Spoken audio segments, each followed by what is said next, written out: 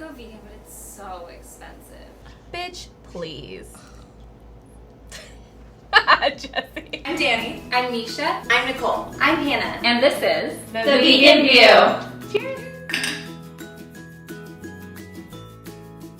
Hey everybody, welcome back to The Vegan View. Today we have content creator, recipe developer, and Instagram influencer, maybe a shoemaker if this doesn't work out, Caitlin Shoemaker from My Bowl. Hey everyone! Thank you for having me. Thanks for coming. So today we're going to talk about how to save money on a vegan diet, and Caitlin is kind of an expert on that. Her whole channel has a bunch of videos about how to save money in college. You did a whole video that was like only $3 for the whole day or something, is that right? So I originally just started vlogging and making sort of more general vegan videos, and then I came across this challenge and I decided to do it. It's called the Live Below the Line Challenge. It's originally based in Australia, but it's basically challenging yourself to live below the poverty line. So in the US, that's equivalent to $1.50 a day for 5 days total. So that was the first sort of budget-friendly video that I did, but it really like exploded and blew up. And then that's when I realized that there's actually a need for more budget-friendly vegan videos in this space. So now I try to create more budget-friendly videos because people seem to really like them, and I think they're super helpful. Yeah, I think it's a huge misconception that veganism is like LA veganism. Like we go to Gracias Madre and we show like these gorgeous like eating out pictures, when in reality like what you do is way more helpful, because most of the population who's going vegan is probably not in LA, and some people think it's really expensive to go vegan, when in reality it's some of the cheapest things like rice, potatoes, legumes are the cheapest in the grocery store. I also feel like a lot of vegans online, on social media, on YouTube, they're doing these smoothie bowls with like dragon fruit and passion fruit, and if you go to a store in California, passion fruit is $4 a pop. So I think that there is kind of on social media this idea to create these really like elaborate decadent, like tropical things that maybe are not accessible to everybody in the US. Right. So I think it's really important for people to see that you can maintain a vegan diet without spending so much money. Yeah, I think like Instagram or social media in general, it typically is a highlight reel, so people are going to put more effort into making their food look beautiful. But I also think that food still serves a purpose, because I think a lot of people are drawn in by seeing how beautiful and pretty vegan food is. But then when they actually want to go vegan themselves, sometimes they stumble a little and they're like, oh, I can't afford those smoothies. So I like to show more practical tips so your meal doesn't have to be fancy or look like a work of art every time you eat it, and you can still definitely thrive on a vegan diet even if you're on a budget. Yeah, I remember when I first went vegan, I thought everything, like every breakfast you had to have had to be a smoothie, because everyone eats like eggs and bacon for breakfast, or else it's like cereal, and that's just not the reality of it. There's so many different things that you can eat as a vegan for breakfast. She had fried rice for breakfast. Just got outed. So I'd actually love to hear, like, if you could walk us through some of your most, like, standard budget-friendly vegan meals. So I try to do, I guess on my channel, I do have a series. I call it like my 5 Under 5 series. So every time I take a different type of cuisine and I try to come up with 5 different recipes and spend around $5 or less on each individual recipe, but it usually ends up being like $2 or $3 per serving. I do try to provide a variety of different cuisines to show people, because I know some people might favor more Tex-Mex food, or I have an Italian-inspired video, and I have one with easy vegan breakfast. One of them is a smoothie, but I also have like oatmeal, hash browns, things like that. So for me, I actually go to a more budget-friendly grocery store, because I find when I look at the food, that's what I'm inspired by, and I see what's available there and what's like in season, or what are the cheapest items at the grocery store.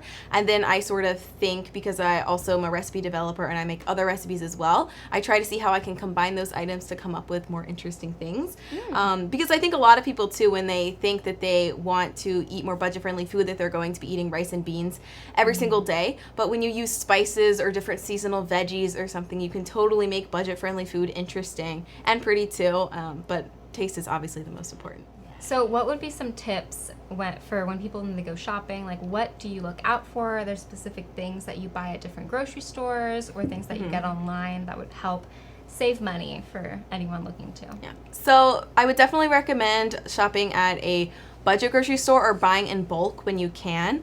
And generally speaking, I try to shop the ends of the grocery store, typically the produce section and then the frozen food section, or like the bread section. Because vegan snacks are awesome and vegan junk food is awesome, but those things do add up really, really quickly.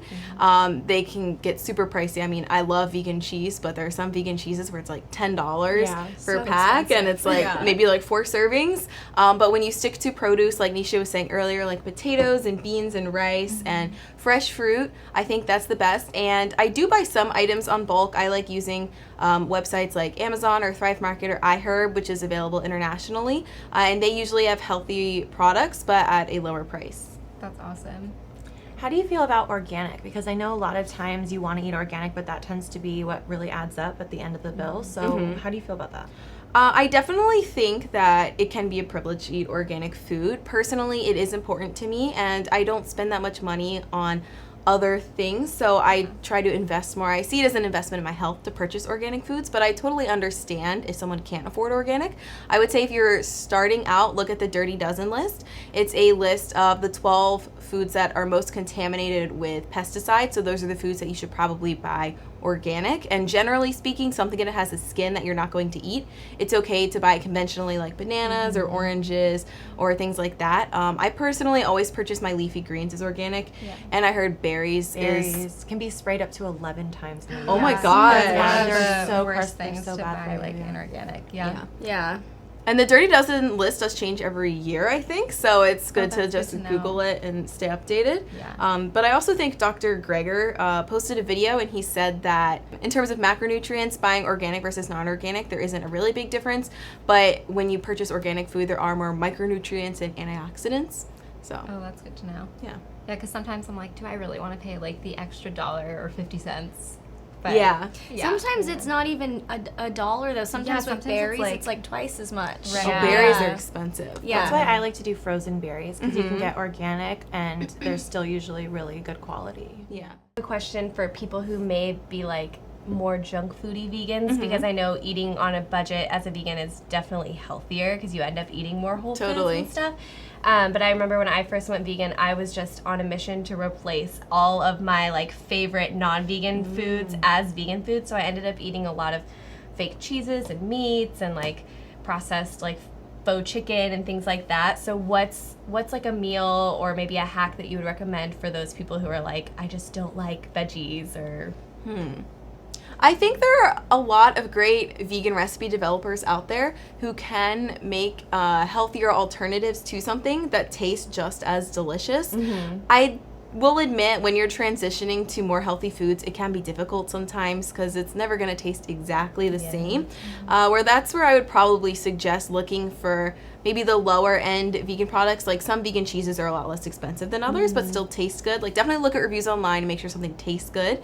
But maybe you could slowly transition and find a meal that you like and maybe eat that like once or twice a week. That maybe is a little bit more expensive, but then you can supplement with other things. Like pasta is so cheap, and that's a really easy meal to make vegan. Just add in some vegetables, some marinara sauce, like some vegan Parmesan, and some vegan products do go further than others, I guess. So for example, like vegan Parmesan, you can buy a large container and it will last you a while, whereas if you buy like a frozen vegan pizza, that's maybe like one meal or 2 meals. Right. Yeah. That's a really good that's tip. such a good point. Yeah. And there's a lot of junk food that is already vegan, like chips and like Takis, Oreos, and these are things that you can find at gas stations, and they're super cheap. Like I know when I was in college and I had absolutely no money to spend, I would just get like pasta from a gas station next door, and they have this stuff. They have like all kinds of cool stuff that you'd never think I can find vegan food at this gas station. But you just really have to check out and like shop around, go look at different like places where you can buy food. Even a lot of fast food chains have vegan options. There are a lot of people making videos about that too, so you can always search online. Some restaurants will even have a vegan menu listed, and it's not that expensive. Reason that a lot of we think that vegan food is expensive is because meat and cheese and all kinds of animal products are subsidized by the government, so that they're giving money so the item price tag goes down. And when you think about it, it doesn't make any sense that meat, dairy, and eggs would cost less than vegetables, because it takes so much more time and resources to like feed an animal in order for it to produce something. So that's why we kind of have this like misconception that vegan food is more expensive. It's not intrinsically more expensive. It's just not subsidized the way we do with meat, dairy, and eggs. And I think there's a difference too between the health industry and the vegan industry. I think the health industry has so many, it's like so big on supplements and powders, protein powders, green powders, and those things are really expensive, and that can really deter people from trying them just based on the price alone. They feel like this isn't something I'd be able to maintain. But veganism isn't exactly the same thing. I mean, obviously it is a healthy lifestyle, but it really is just as simple as not eating animal products. And I always try to remind people of that. And also that they already eat vegan food, right? Like I always tell people, like, you already eat vegan food. You know, just eat like more of that, you know? Yeah, I always think it's so funny when people say, I don't like vegan food, and then they're eating guacamole. Or a banana. It's like, okay, you don't like vegan food, sure. I'm curious about vegan products, like not necessarily food, so cosmetics or cleaning supplies or whatever. How do you approach that? So cleaning products, personally, I try to use non-toxic cleaning products, and actually in reality they're so much less expensive than other cleaning products. A great multi-purpose cleaner, it's mixing equal parts white distilled vinegar and water, and you can use it on glass, you can use it on pretty much any surface, I think, except marble, which is expensive anyways. That's so high maintenance. I do that, and I put like a couple drops of peppermint oil. Oh, so Yeah, any essential good. oil. Yeah. It makes it smell really good. Yeah, and you it's- really can't smell the I vinegar. love And it doesn't it. make streaks on the window. No, that's the best thing for streaks. Like, is the distilled vinegar. If you're cleaning like mirrors or windows, just plain vinegar is awesome. Yeah, I use that, and yeah, you can add in any essential oils you want, and some essential oils have like antiseptic properties too, like peppermint or rosemary. Tea tree is really good. So I do that for cleaning, and for makeup, I'm kind of a makeup hoarder, to be honest. I haven't really had to buy any makeup for several years, and I don't think I'll have to buy any until I die. But there are some drugstore brands that are vegan. I know e.l.f., they sell at Target, and it's very affordable, and all of their products aren't tested on animals, and they're vegan. Yeah, and Wet n Wild has their vegan products clearly marked. They all have like the little bees at the that's bottom. awesome. Products that are produced by CVS and Rite Aid, they're always vegan and they're always Really? cruelty-free. I didn't know that. Yeah, so if you need like dish soap or whatever and you don't like want to make your own or whatever, you can buy from CVS. Oh, nice. I'm It's learning so cheaper. much. I know, me too. What do you say to people if you need kind of like a snappy zinger for someone who just says, oh, I can't afford it, and they, you know, they're just kind of throwing that at you? Like, what's your comeback? I usually say if you look in the supermarket, the cheapest things are all vegan. Like nothing is cheaper than rice, pasta, potatoes. Yep. And usually if you look at people's grocery bills, the most money they're spending is actually on meat and dairy. Yeah. And I was raised vegetarian, so I never really purchased meat, but I did live with roommates who would purchase meat. And I would go grocery shopping with them, and I couldn't believe how expensive it was. It was always so crazy to me. And especially if you're buying like grass-fed, farm-raised meat, it gets so it blows my mind. I've seen some people spend like $40 on salmon for like a dinner, and I'm like, Yeah. oh my Yeah, I gosh, remember that, yeah. you could survive on potatoes for like a month on $40. Yeah, the cost per family member definitely goes down when you're basically buying like whole foods, plant-based at a budget-friendly supermarket. How did you go from being raised a vegetarian to transitioning into veganism? So I first was interested in veganism actually when I joined Instagram. I always liked food, and I found all of these vegan accounts that were making amazing food. It looked so beautiful and pretty. I was like, whoa, that's vegan? I didn't even know you could make a cake without eggs or milk. So I saw them, and I was still vegetarian, but I was kind of experimenting with vegan recipes just for fun. It was kind of like a science experiment for me. I'm like, whoa, I didn't even add eggs, and it still rose, which is kind of a miracle in vegan baking sometimes. Right. But You're just crossing your fingers. so then for me, once it was actually on my 21st birthday that I decided to go vegan, but Cool. I started seeing some of the accounts that I follow that I would occasionally post about documentaries or something that I should watch. So I watched the film Earthlings, and that really Wow, hit you home really for me. went big. Did you watch 0 the to whole 100. thing? I did, but I was sobbing on my couch. I was just sitting in my family room, like on my laptop, bawling my eyes out. My parents probably thought I was insane. Like, what is she watching? They didn't say anything. But yeah, I watched that, and then I saw like the actual horrors of the meat and dairy and egg industry and the clothing industry, and I went vegan. I told myself, I was like, okay, I'm going to try it for a week, but it was so easy. After like the second day, I was like, oh, I mean, I believe in this and it's not hard at all. And so it was pretty easy. Yeah, you for can't me. unsee it once you've seen it. Totally. That's what I found, because I was the same way. I was like, okay, I'll give it a go, but I'm not gonna like proclaim it or anything. Yeah. And then it's like every time you like try to sit down to like eat something that's not vegan, you're like, no, all I can think about is what I saw. Yeah. Especially if you get a picture, like I just did a video where there were like pictures of pigs that were like in the trucks on the way. It was like from the vigils that happened, and just like you can kind of like see the expression in this one pig's eye, and like I would like cry whenever I thought about it for like 3 days after that, just because it was so real. Like the fear that they had in their eye was so real. You can't unsee that. I think that's an important thing to note with veganism, is that you should have something. A lot of people want to go vegan just because it's trendy, but I think it's important to have a reason to do it, a motivator. For you, maybe ethics, others health, the environment. I think that's so important, so that you're not, you understand why you're making these choices in your life. Yeah.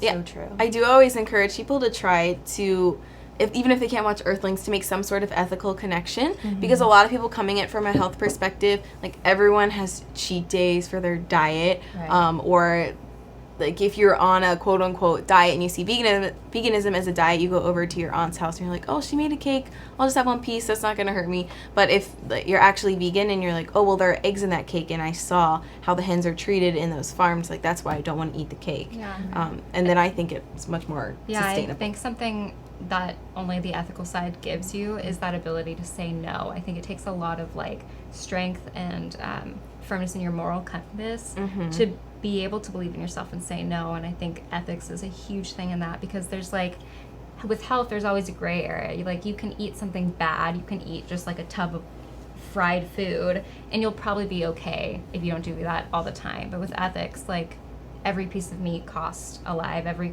piece of dairy, animal products, there was a life behind that didn't want to be participating in it. Yeah, it just bolsters your willpower for sure. Well, thank you guys so much for watching, and thank you, Caitlin, for coming. Thank you so much for having me. You guys really requested her in the comments, so when we got her to come, we were so excited. We got her for you. We got her. We'll put all of Caitlin's info in the description box below. She has a great cookbook you guys need to check out. We're also going to put Devyn's stuff as usual. We'll put all of the links in our Facebook group and all the things you guys want to know. Just check it out. There's lots of stuff in there. Thank you guys for watching. Have a great day, and we'll see you next Monday. Thank Bye. you.